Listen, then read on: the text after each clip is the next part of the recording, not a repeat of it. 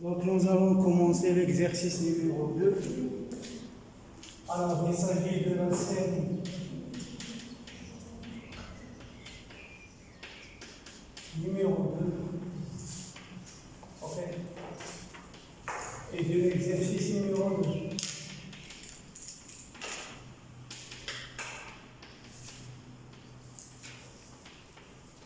Alors il s'agit du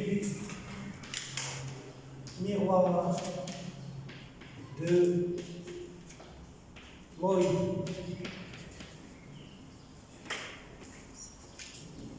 Bien.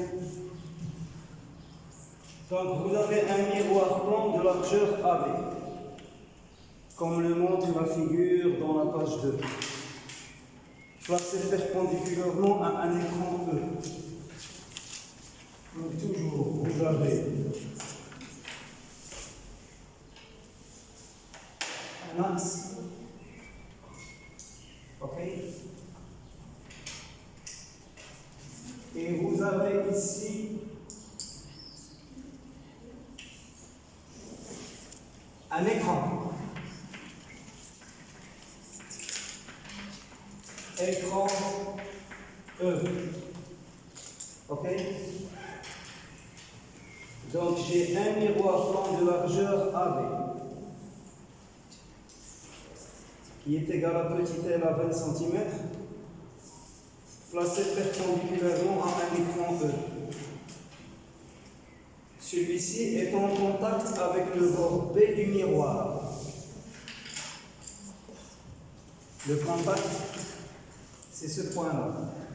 Donc j'ai un miroir qui est quelque chose comme ça. Donc j'ai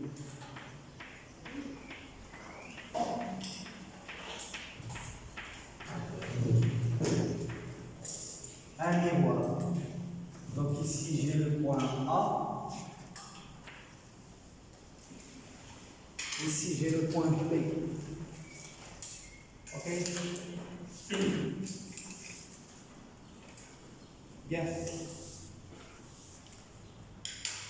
On éclaire le miroir par une source fente S. Donc je vais allumer une source fente S. Et la source fente S, elle est comme ça. C'est une fente qui est parallèle au miroir, parallèle à l'écran. Donc ce que je vais voir, c'est sa trace. Donc c'est sa projection sur le tableau. C'est-à-dire je vais avoir une petite source qui est par ici. Donc ça, c'est la trace de la fente source que je vais appeler S. Et ce point, c'est la projection de la fente source S ou bien de la trace de la fente source S sur cet axe. D'accord? Bien.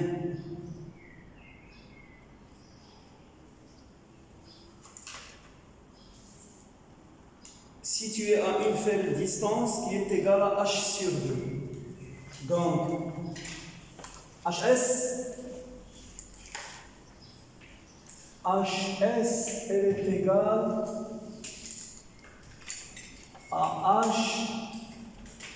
sur 2. Ça, c'est une fente source. C'est un objet réel, donc par rapport au miroir,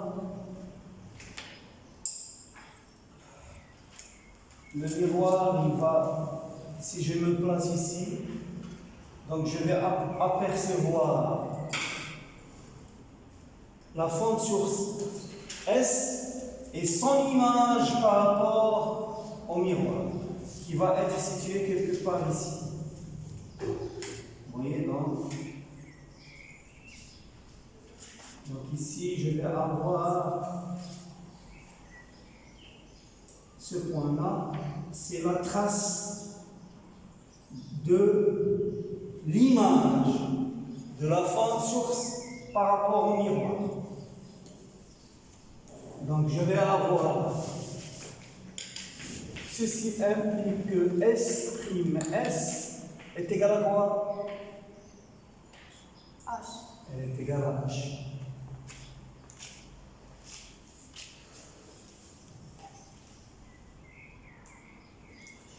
Alors, la source émet une lumière monochromatique. Donc, regardez, donc je vais avoir, si la source émet vers le miroir, donc si elle émet ce rayon, alors ce rayon, lorsqu'il va être réfléchi par le miroir, si je me situe ici, tout se passe comme si le rayon réfléchi il est comme s'il est issu de esprit. Donc, vous allez avoir quelque chose comme ça.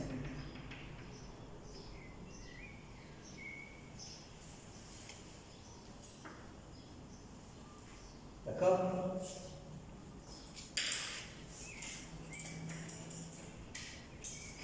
Donc, S' est une image virtuelle ou réelle? C'est une image virtuelle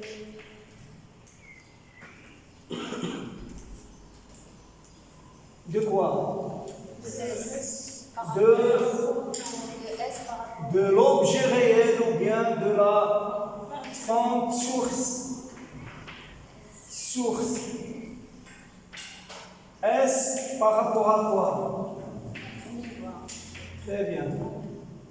Par rapport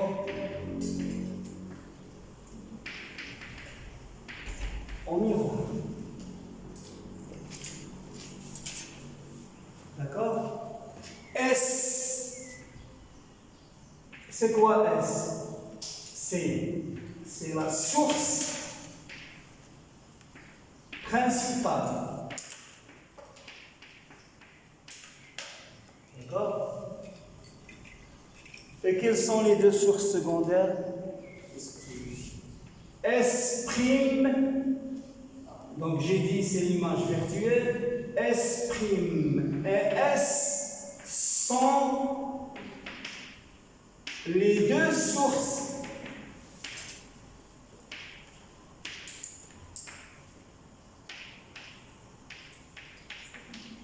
secondaires. D'accord? S' et S sont les deux sources secondaires. Oui. S', oui, je maintiens. S' et S.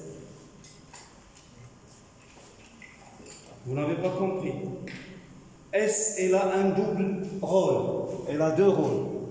D'abord, c'est la source principale. Et à partir de la source S, je vais créer, si vous voulez, par ce dispositif deux sources secondaires. Sauf que la source secondaire, la première, ça va être S' qui est l'image de S par rapport au miroir. Et la deuxième, c'est S elle-même. Il joue le rôle d'une source principale et d'une source secondaire. D'accord? Alors, qu'est-ce que je peux dire? Est-ce que je peux dire que S et S' sont en phase? Oui?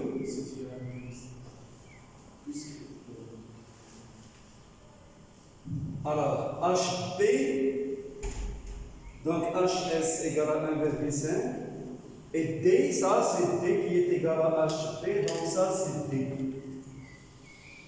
Ça c'est la distance D, qui est égale à HP. Alors, est-ce que je peux dire que S et S' ils appartiennent à une surface équiphase, donc S et la phase en S est égale à la phase en S'.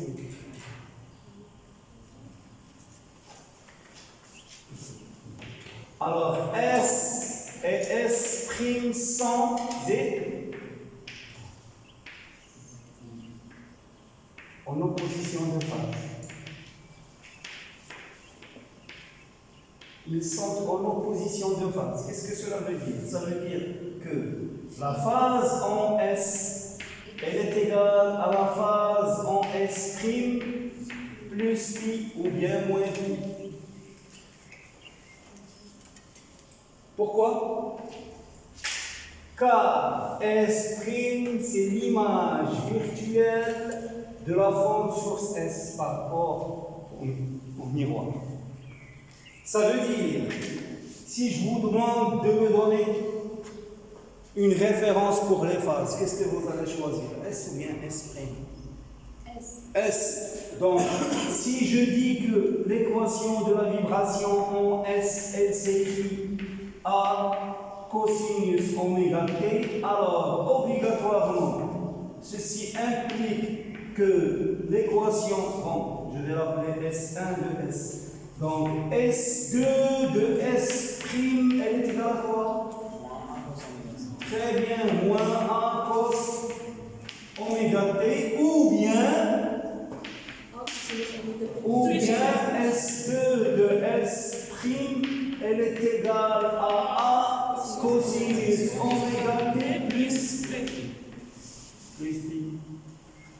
Comme vous voulez. À vous de voir.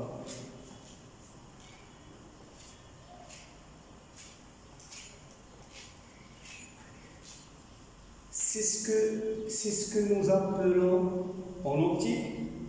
Ceci, c'est le propre. C'est ce qui se produit lorsque j'ai ce que j'appelle une réflexion vitreuse. Ça, c'est une réflexion. Ce qui se produit ici, c'est une réflexion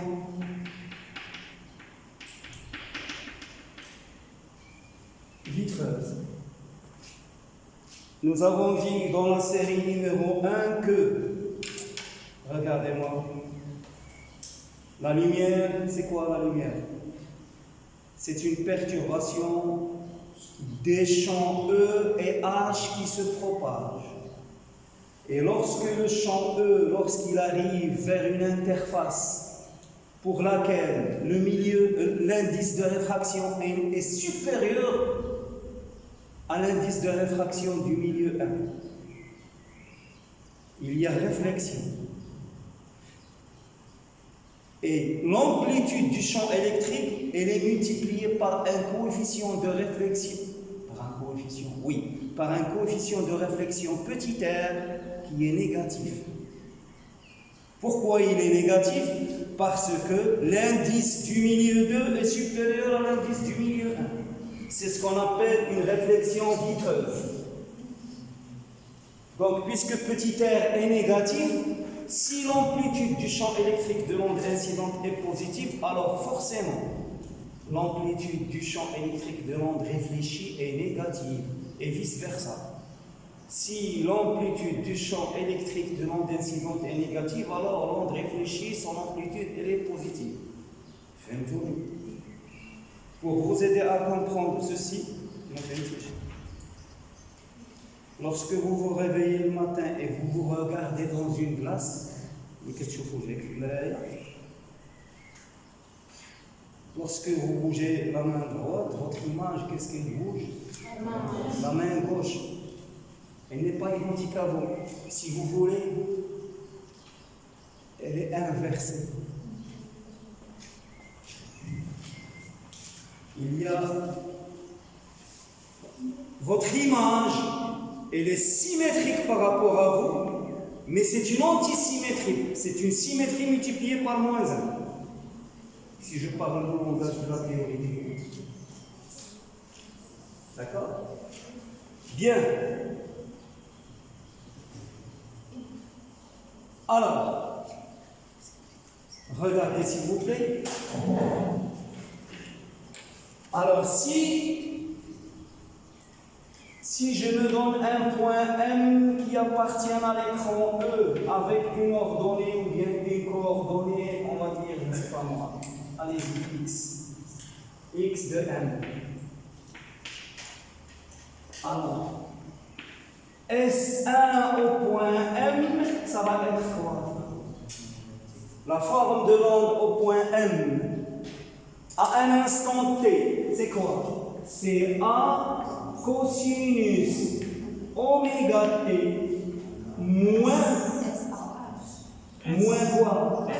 Moins K fois S M. Vous avez compris ça?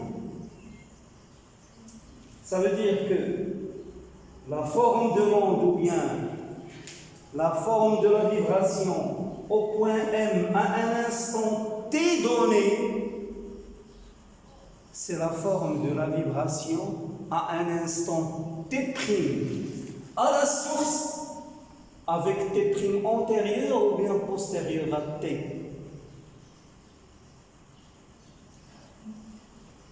T antérieur.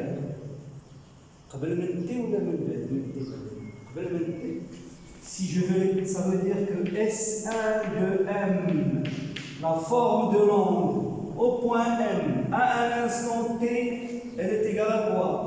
C'est la forme de l'onde à un instant T' antérieur à T. Donc, puisque c'est antérieur à T, je vais soustraire.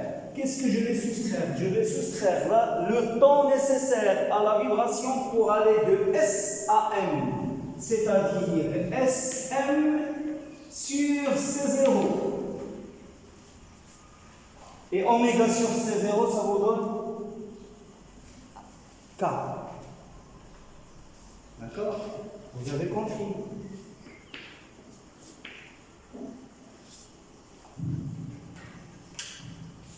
C0 étant la vitesse de la lumière dans le vide ou bien dans l'air. Je vais considérer que ici j'ai l'air avec un indice M qui est égal à 1. Ok? Bien.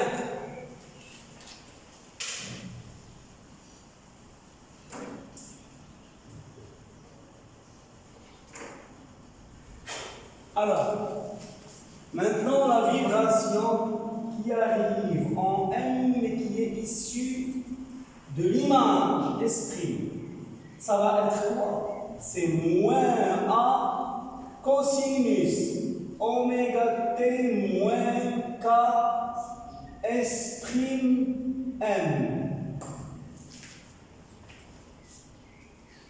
D'accord? Et la vibration totale en M, S en M, n'est autre que S1 en M plus S2 en M. D'accord? Ça veut dire, c'est quoi? C'est A, alors j'ouvre la parenthèse, cosinus oméga T moins K SM, moins cosinus oméga T moins K S prime M. Cosinus A moins cosinus B, c'est 2 fois sinus A moins B sur 2, sinus A plus B sur 2. Donc S de M, c'est 2 fois A sinus de quoi? Oméga T moins oméga T, K moins KSM plus KS prime M. Donc, K sur 2, S prime M moins SM. Je vais fermer le crochet ici. Sinus, très bien, oméga T plus oméga T sur 2, c'est oméga T, moins KSM, moins K sur 2, SM plus S prime M. Ok? Donc ça, c'est ce qu'on a appelé hier le facteur de phase. Et ça, c'est ce qu'on a appelé l'amplitude. D'accord? Et l'intensité, alors l'intensité au point M, c'est un coefficient multiplicatif près que multiplie 4A au carré sinus au carré K sur 2 delta au point M.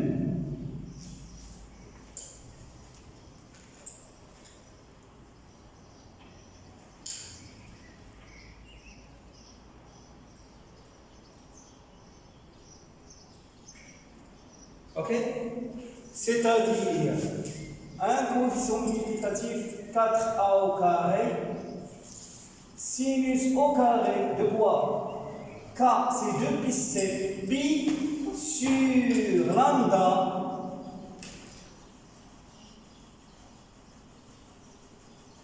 delta m. Et le delta m, c'est quoi? C'est la différence de marche géométrique ou optique ou bien totale.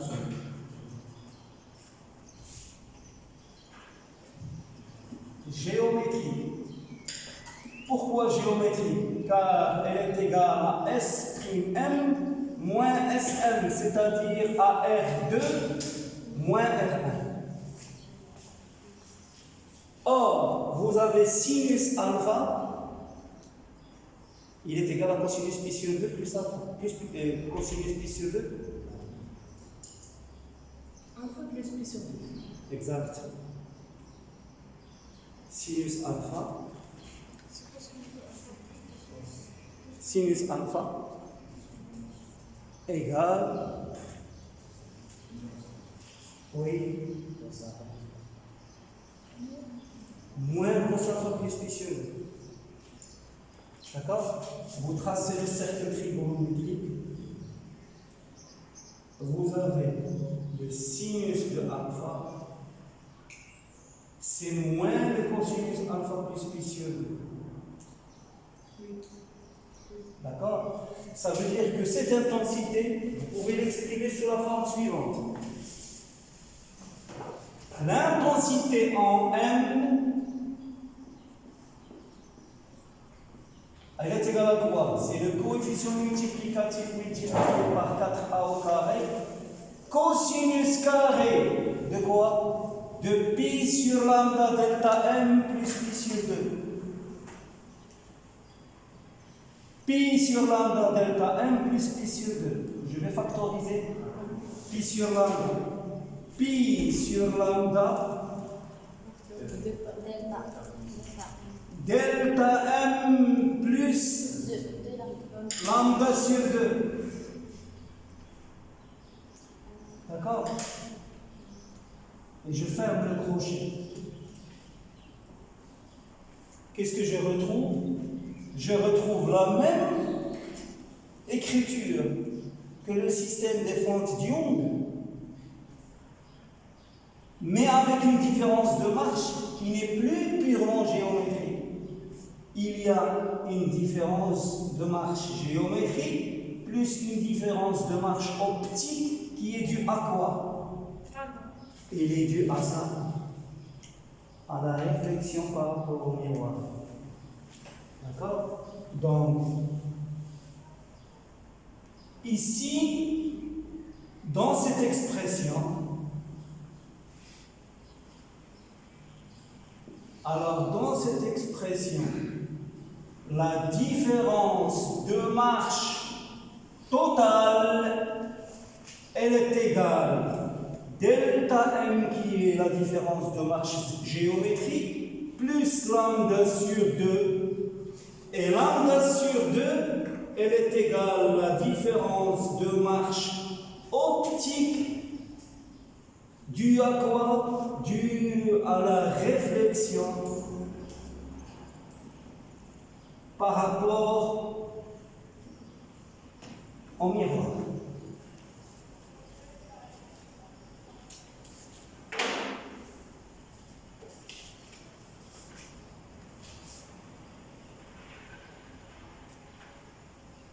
Donc, sur l'écran, qu'est-ce que je vais voir? Je vais voir une succession de franges brillantes et sombres ou bien une alternance de franges brillantes et sombres avec une frange centrale qui est comment? La frange centrale. Sombre. Sombre. Donc, sur l'écran, je vois une alternance تناوب de franges brillante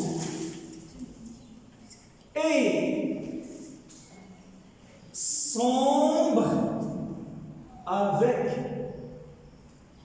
une frange centrale qui est comment? Sombre. Et ça, on l'a vu hier. Première question de l'exercice numéro 1 hier. Regardez. Donc, ça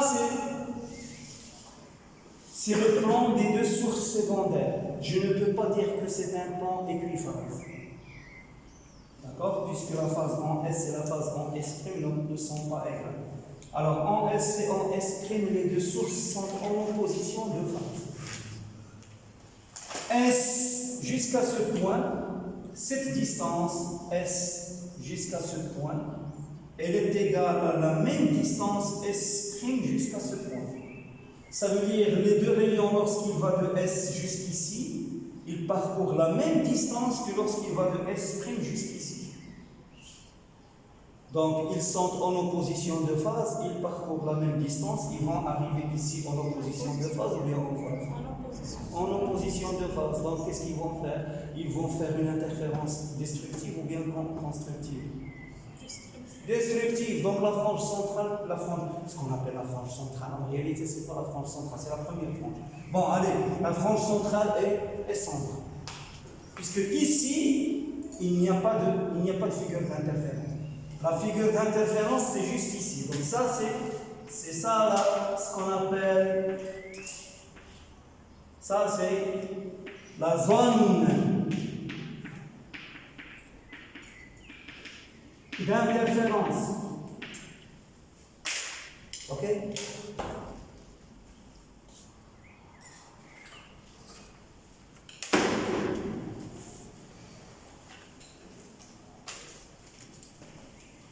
La zone d'interférence, ou bien, c'est ce que vous avez appelé dans le cours, le champ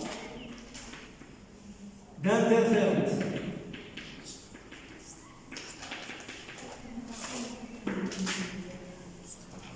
Ok?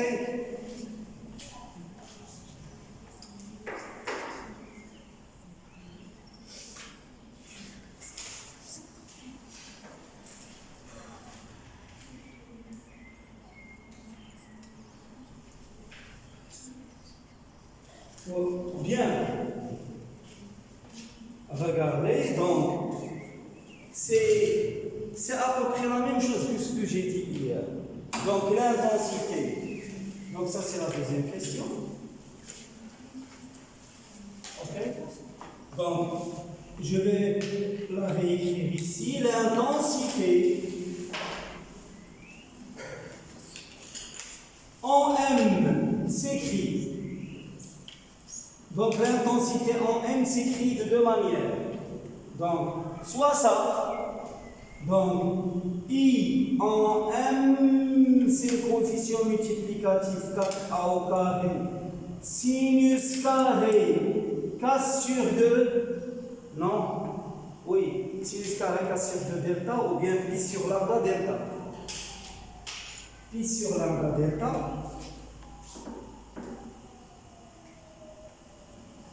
Pi sur lambda delta. Dans ce cas, delta purement géométrique, ou bien I en M, elle est égale le coefficient fois 4A au carré,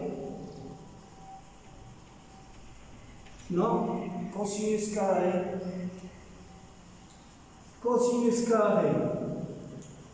pi sur lambda, delta au point M plus lambda sur 2 qui est dû à la réflexion par rapport au niveau.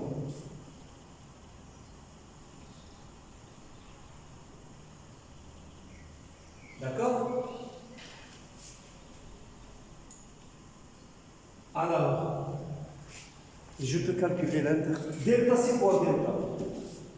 On l'a déjà calculé hier, je ne vais pas la recalculer. Delta delta en m qui est la différence de marche géométrique, elle est égale à quoi? S1, S2, X sur l'écran divisé par D. C'est-à-dire, si je remplace avec les paramètres de l'exercice, ça va être CH X en M divisé par D qui n'est autre que HB. Donc, faites le calcul s'il vous plaît. Maintenant, l'interfrange. L'interfrange.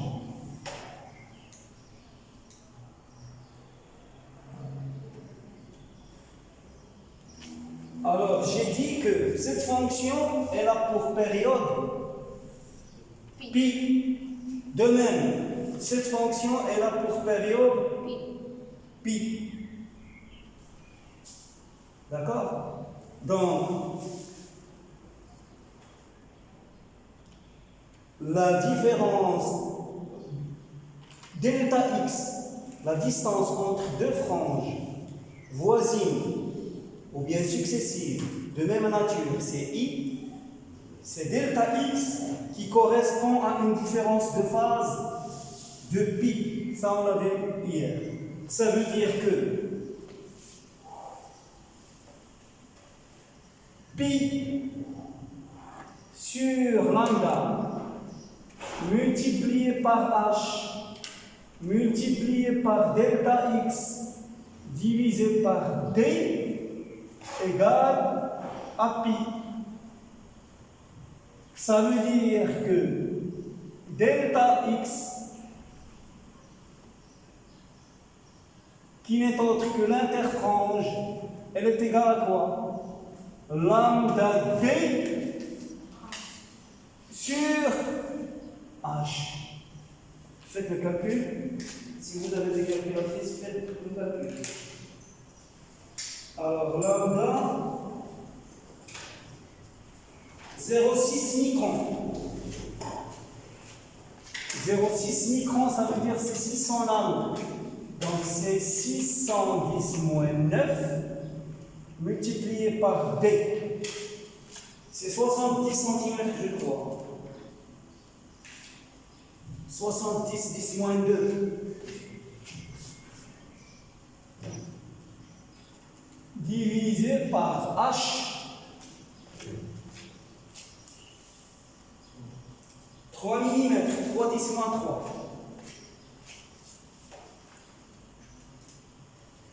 Ok? Alors ça remonte 6 fois 7. 6 fois 7, c'est combien? C'est 21. 21 divisé par 3. Ça fait 7. Donc, I, elle est égale à 7. 10 puissance 2, 10 moins 9, ça fait 10 moins 7. 10 moins 7, 10 moins 2, 10 moins 9. Et 10 moins 9, 10 plus 3, ça fait 10 puissance 6. Je me souviens de ça. 10 moins 7, 10 moins 9, 10 moins 6, 7, 10 moins 6, c'est ça? 1,4 fois 10 à la puissance moins 4. Est-ce que je me suis trompé ici? Oui, c'est 6 fois 7, c'est 42. 600 nanomètres. Oui. 6 fois 7, c'est 42. Ah ben oui, 6 fois 7, c'est 42. Moi, qu'est-ce que j'ai dit? 21. 6 fois 7, c'est 42. Divisé par 3, ça fait 14. C'est ça? 6 fois 7, 42. Divisé par 3, ça fait 14. Donc, c'est 14. Regardez, s'il vous plaît. C'est 14. Alors, faites le calcul. 2 moins 7 moins 9 plus 3, c'est moins 6, c'est ça? Oui. 14, 10 moins 6. Mètre. Ça veut dire 14, 10 moins 3 millimètres. 10 moins 7. 14 fois 10 moins 5. Moins 5, 600. 2, ah oui. Ah oui, j'ai oublié ce soir. Ok. 2, 10 moins 7, moins 2. C'est moins 9, moins 8. Moins 8 plus 3, moins 5. Vous avez raison. Vous avez raison. Moins 5.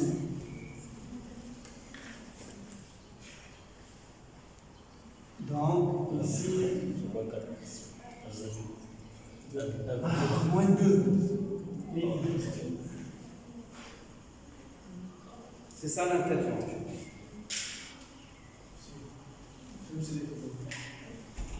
Comment veut-il?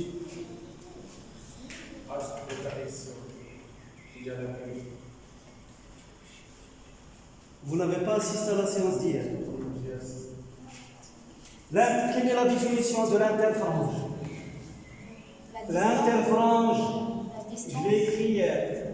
L'interfrange, c'est quoi? Et la distance entre deux franges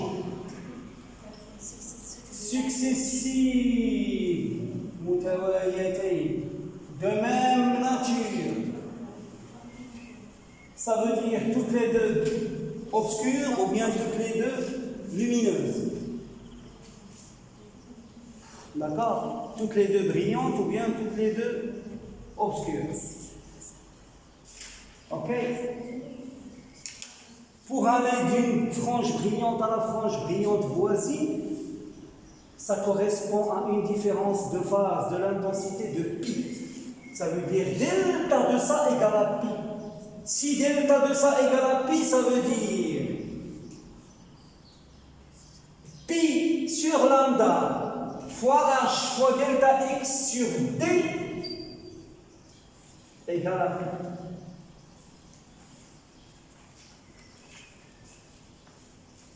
D'accord? Ça veut dire que I égale lambda d sur h. D'accord? Bien.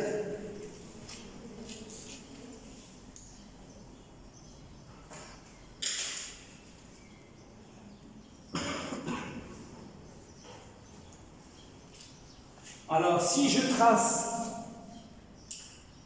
x positif, regardez, x, ça c'est x, et ça c'est l'intensité en x. Donc ça c'est la frange sombre.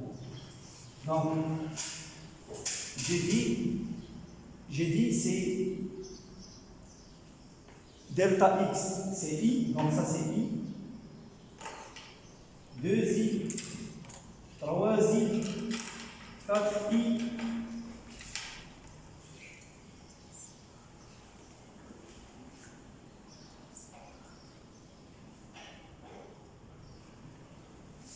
alors i, 2i, 3i, 4i, 5i, 6i, etc.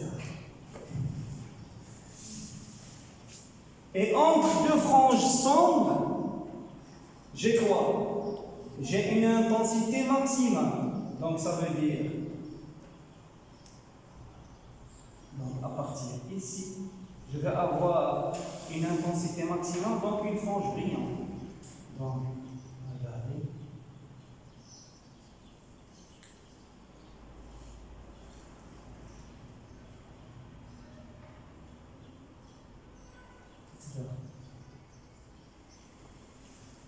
Donc ici vous avez I sur 2, I, 3 demi, I, 2I, ok?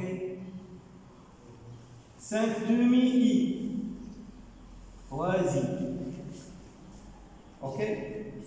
7 demi, I, 4I, 9 demi, I, 5I, ainsi de suite. 11 demi-i, 6i, 13 demi-i, 7i. Ok? Et l'intensité maximale, c'est ça. Ça correspond à quoi? Le coefficient multiplicatif multiplié par 4a au carré. Donc, ça c'est les franges brillantes.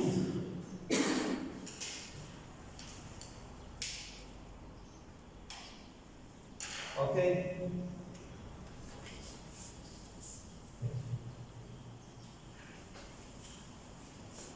Donc, l'intensité va faire pourquoi?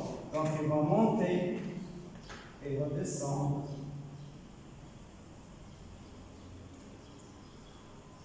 Je tremble. Essayez de ne pas trembler. Ok?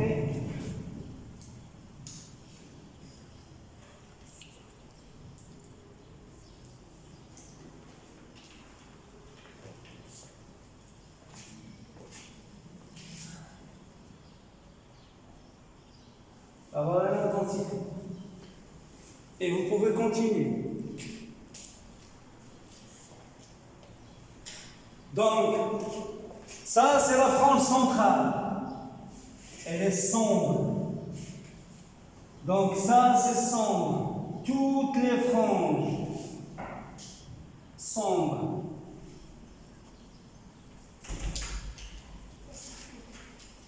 Sombre, sombre, sombre, sombre.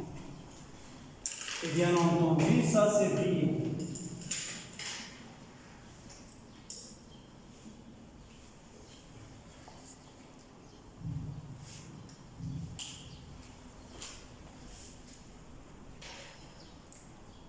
À quelle distance x5 de P se trouve la cinquième frange brillante?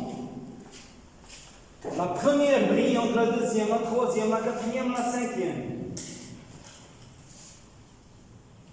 X, on va dire B, 5. Elle est égale à quoi? La première, la deuxième, la troisième, la quatrième, la cinquième. 9 sur 2. 9 sur 2. I. هذا راه الحساب الخوشي يبان. Vous ne pouvez pas vous tromper. D'accord?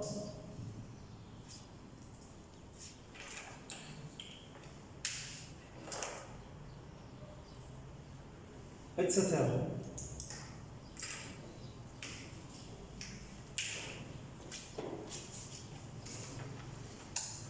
Quel est le nombre de franges brillantes observées sur tout l'écran? Alors, sur tout l'écran, regardez, je dois chercher la hauteur du champ d'interférence. Quatrième, la hauteur du champ d'interférence. Je vais chercher la hauteur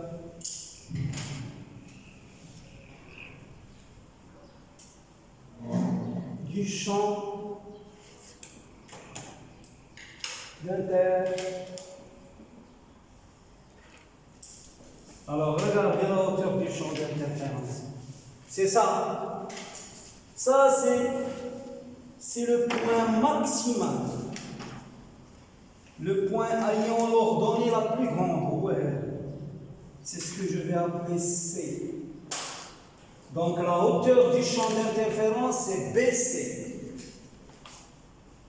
Elle est égale à BC.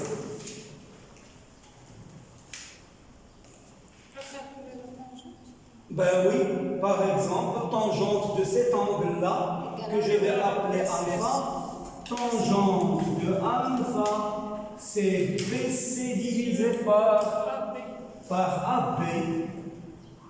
Et cette tangente, elle est égale à HS sur HA.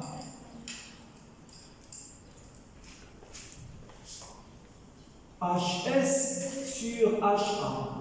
Ce qui veut dire que BC sur AB. C'est HS AB sur HA. Or, HS c'est quoi? C'est 1,5 mm, 1,7 10 moins 3, multiplié par AB. Je crois 50 cm. Donc c'est 70. Non, 70, c'est HP. C'est 20 cm. AB c'est 20 cm. AB, 20 10 moins 2.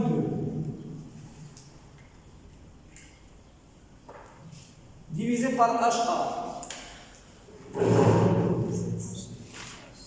700. HA, non. 70. Là, 50. HA, c'est HP moins AB. HA, c'est HP moins AB. C'est 50.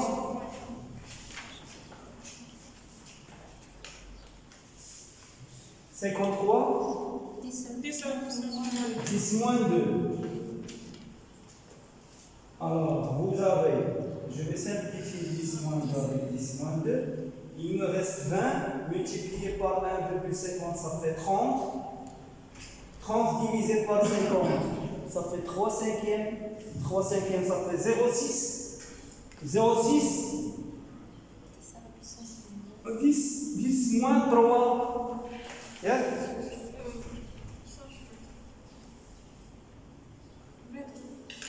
3 cinquièmes, 0,6, 10 moins 3 mètres. Exact.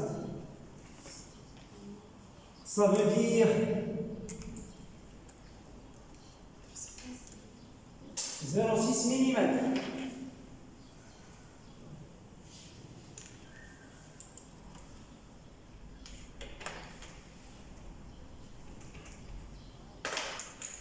Alors que ça, c'est 0,14 mm.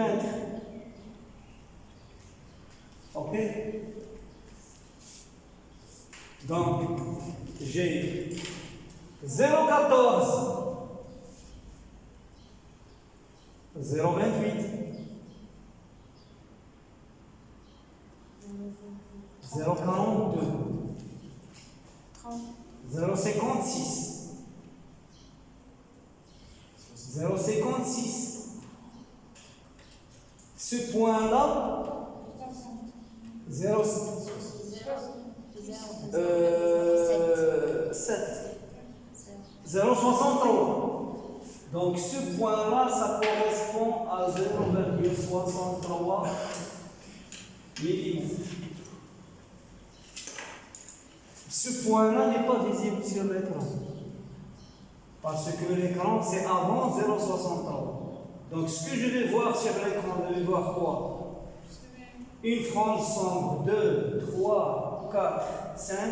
5 franges sombres et 1, 2, 3, 4 franges brillantes. Ce que je vais voir, c'est 4 brillantes plus 5 sombres.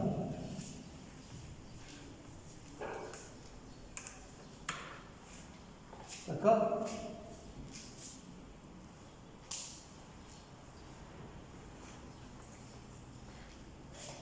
Alors, tout ceci, tout ce qu'il y a, tout ceci, je ne vais pas le voir.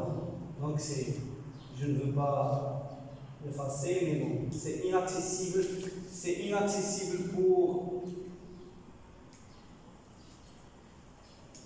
pour la vision ou bien pour l'œil de l'observateur.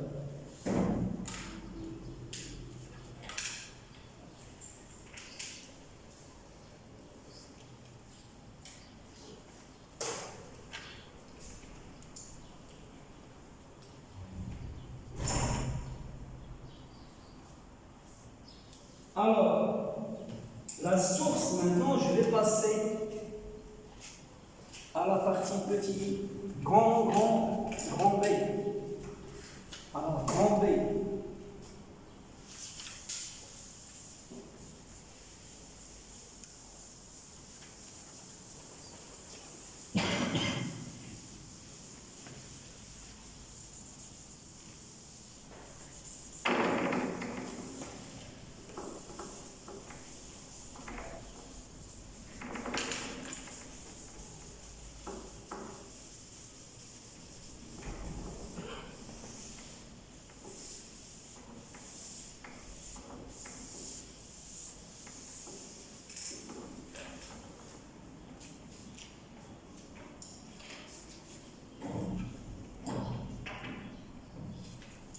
Bombay.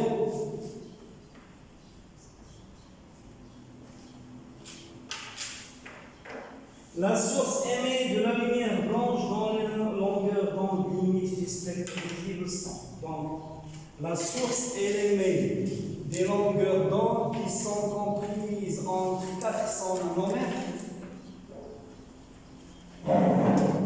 et 750 nanomètres.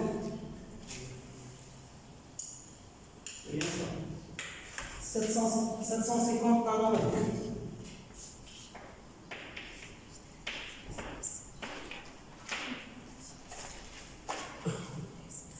C'est-à-dire, elle émet, ça correspond à quoi? Ben oui, c'est tout le spectre visible. C'est la lumière blanche.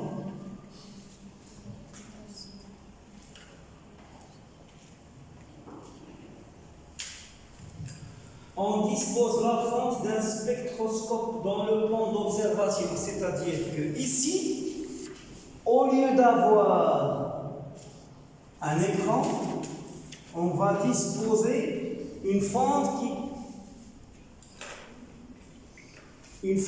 qui va laisser passer la lumière vers un spectroscope. Le spectroscope, vous savez ce qu'il fait? Vous ne faites pas de la chimie, vous faites de la physique.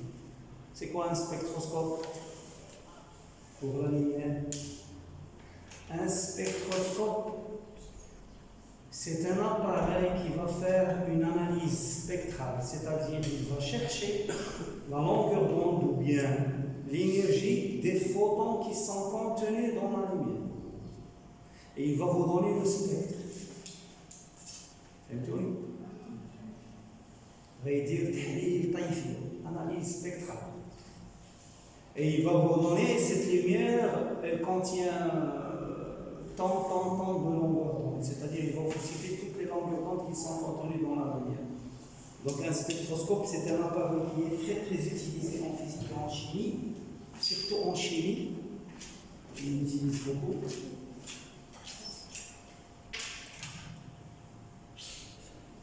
Donc un spectroscope dans le plan d'observation parallèlement à la frange. Donc ici, on va mettre la fente,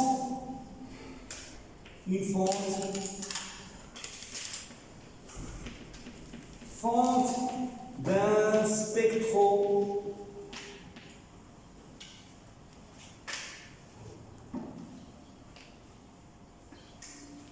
Spectroscope.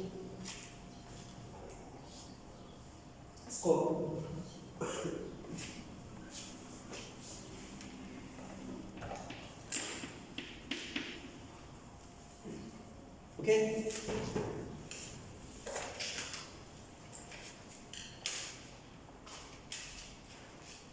Alors, qu'est-ce que je vais voir sur l'écran?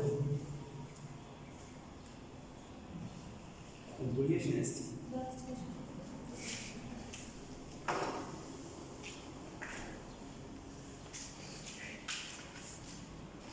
Alors, on dispose la fente d'un spectroscope dans le plan d'observation parallèlement à la frange centrale et à la distance x qui est égale à 20 mm.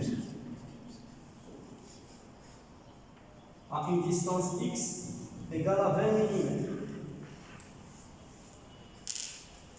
Décrire l'aspect du spectre observé. Qu'est-ce que je vais observer?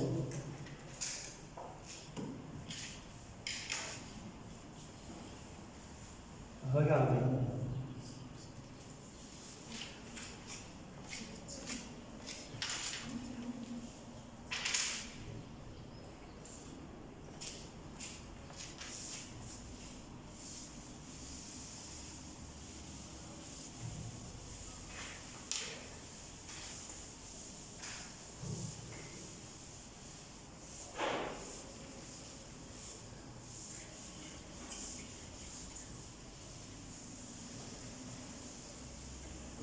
Regardez ici, j'ai de la lumière blanche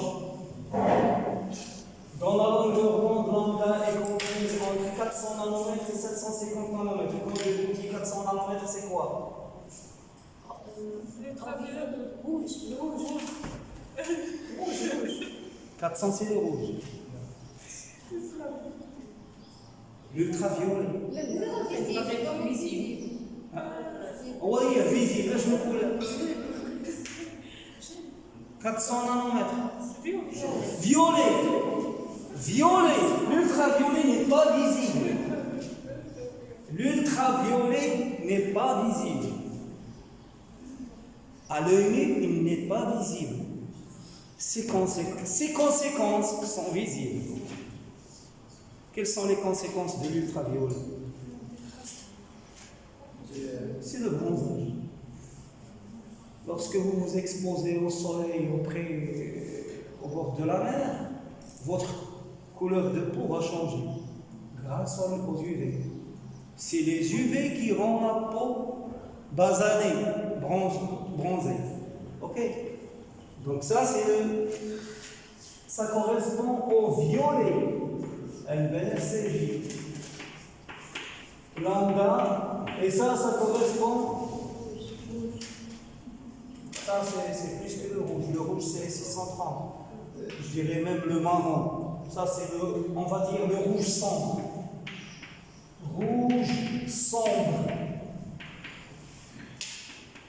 parce que au-delà de 750, lorsque je m'approche de 800, c'est l'infrarouge qui n'est pas visible. C'est-à-dire, plus j'augmente la longueur d'onde au-delà de 700, c'est du rouge qui devient rouge sombre, qui devient marron, bouni, c'est du noir. C'est du noir, c'est l'infrarouge. Là aussi, l'infrarouge, je le ressens. Mais je ne le vois pas. L'infrarouge, c'est quoi l'infrarouge? L'infrarouge, c'est le rayonnement qui est responsable de la sensation de chaleur. Alors, si vous frottez là, demain, qu'est-ce que vous allez ressentir? Un peu de la chaleur qui se dégage. C'est de l'infrarouge. C'est de l'infrarouge. On le sent, elle est sauvée. Mais je parle des humains. Les humains ne le voient pas. Il se peut qu'il y ait un animal qui soit sensible à ces longueurs d'onde. D'accord? Donc, sur l'écran, qu'est-ce que je vais voir?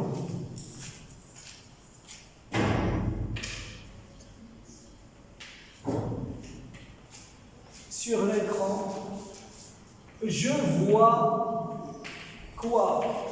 Une superposition des figures d'interférence, une superposition des figures d'interférence correspondant à quoi? À chaque. Ben oui. Puisque j'utilise une lampe avec un spectre. Ça, c'est un spectre large. Une lampe large spectralement qui émet de la lumière blanche. Donc, ça, chaque longueur d'onde, elle va avoir son système d'interférence. Et la frange centrale pour toutes les longueurs d'onde, elle sera. La frange centrale, elle était comment? Sombre. Donc, est-ce qu'elle va rester sombre? Ben oui. Dis-moi sombre. La frange centrale est sombre.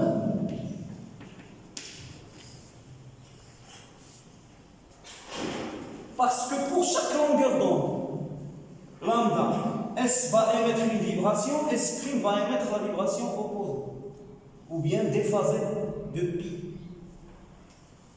Ce qui fait la frange centrale sera toujours. La frange centrale est sombre. Alors, la première frange brillante que je vais voir, est-ce que ça va être une frange violette ou bien rouge?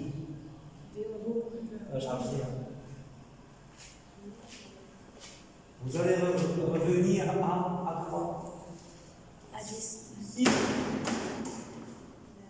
I. D'accord? Donc, vous avez I, c'est l'interfrange. L'interfrange. À ce moment-là, I va dépendre de quoi? De? Très bien. I de lambda. Donc, I indice lambda ou bien I de lambda. Elle est égale à quoi? C'est lambda fois D divisé par H.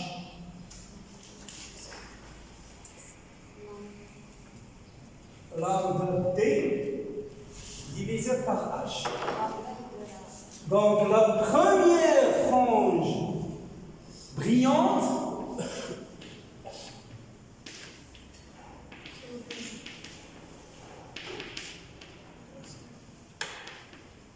ça va être est une frange qui est comment? Violette. Donc, juste après la violette, vous allez avoir tout le spectre. Ça va être quelque chose de continu. D'accord? Vous savez ce que c'est continu? Regardez s'il vous plaît. Je vous pose une question de compréhension. Celui qui me répond, il a bien compris l'optique. Alors, entre la violette et la rouge sombre, c'est-à-dire entre 400 nanomètres et 750 nanomètres, il y a combien de couleurs ici? Infinité. Donc, je vais avoir un spectre continu entre la violette. Continu entre la violette et la rouge sombre. Ça, c'est la question que je pose toujours aux étudiants. 90% des étudiants me répondent il y a cette couleur. C'est-à-dire la couleur de l'arc-en-ciel. Ça n'a rien à voir. C'est un spectre continu. Continu, c'est-à-dire en 400 c'est une longueur d'onde, 401 est une longueur d'onde, 401,1. Donc si vous vous amusez à les calculer entre 400 et 750, vous n'allez pas finir avant la fin du temps. D'accord? Oui.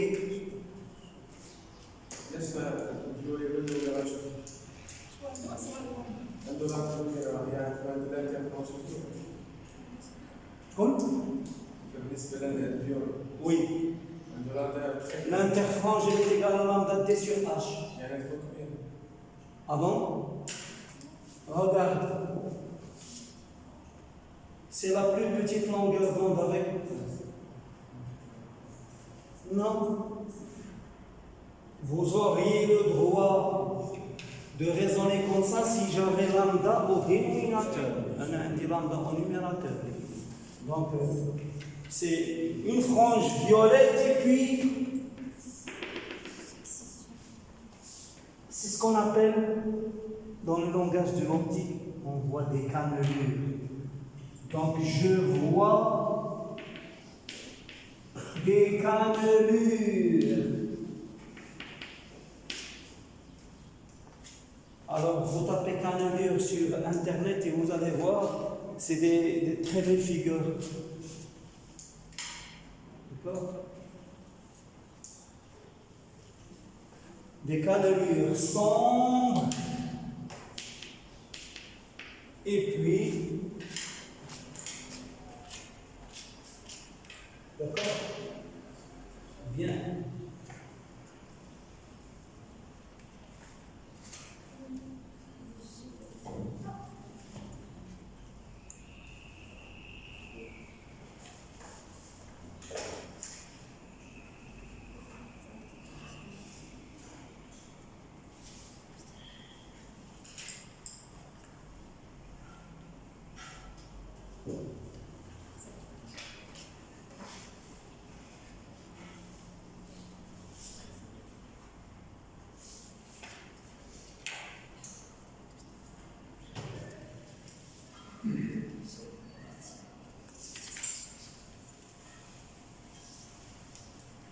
Donc ici, après, vous pouvez le voir, donc après la violette, qu'est-ce qu'il y a? Qu'est-ce que je distingue? La bleue, la verte, Jaune. ah oui, jaune, Orange. oui, orange, rouge, etc. Rouge sombre.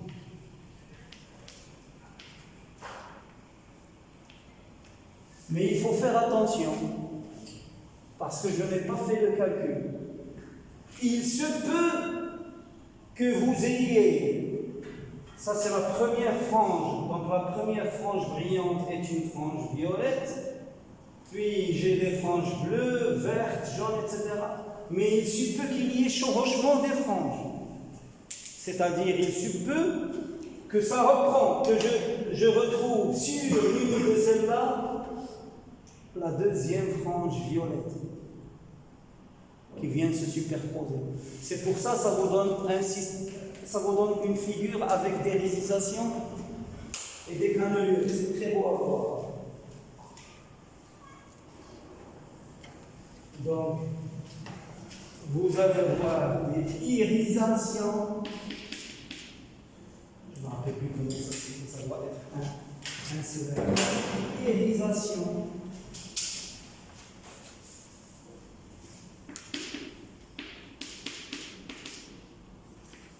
Et cannelure.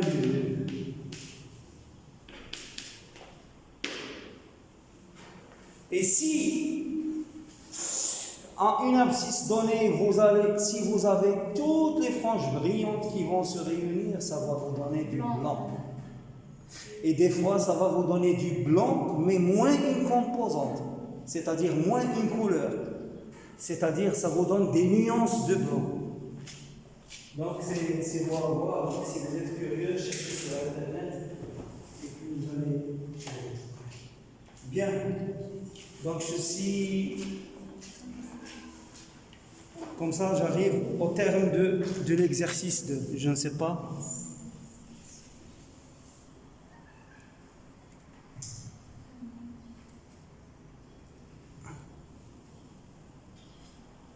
Alors, j'arrête.